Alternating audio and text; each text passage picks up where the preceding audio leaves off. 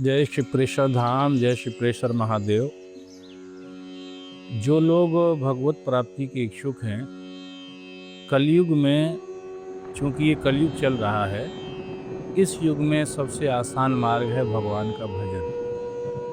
इसके द्वारा भगवान को प्राप्त किया जा सकता है। कलिमल समन दमन मन राम सोय सुख मूल, सादर सुनहि जितिन पर राम रहे अनुकूल। एक बालक कथा सुनने गया और उसने ये बात वहाँ पर सुनी, तो उसके मन में आया कि मुझे तो भगवान को पाना है, इसलिए अब मैं ज़्यादा से ज़्यादा भजन करूँगा। घर में आया और उसने भजन करना प्रारंभ किया। बस भजन करने में बैठा रहता। माताजी उसको भोजन ला के देती, तो उसको लगने लगा कि भोजन में भी कुछ समय लगता है करने में। इसलिए उसने अपनी माँ से कहा कि माताजी, मैं भोजन में तो समय लगता है, मुझे खिचड़ी बना दिया करो, पतली तो मैं जल्दी पी लिया करूँगा और फिर अपने भजन में लग जाऊँगा।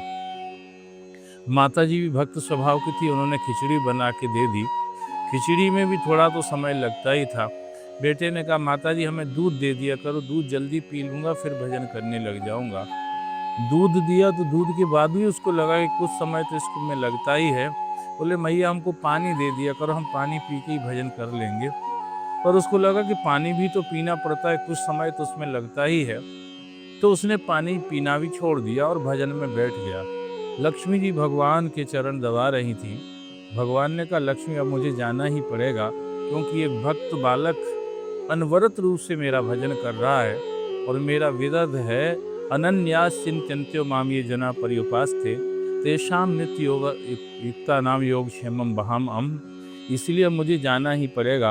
और भगवान लक्ष्मी को छोड़ करके भागे और उस बालक के सामने आकर के प्रकट हो गए, उसको दर्शन दिया। बालक भगवान के चरणों में गिर गया।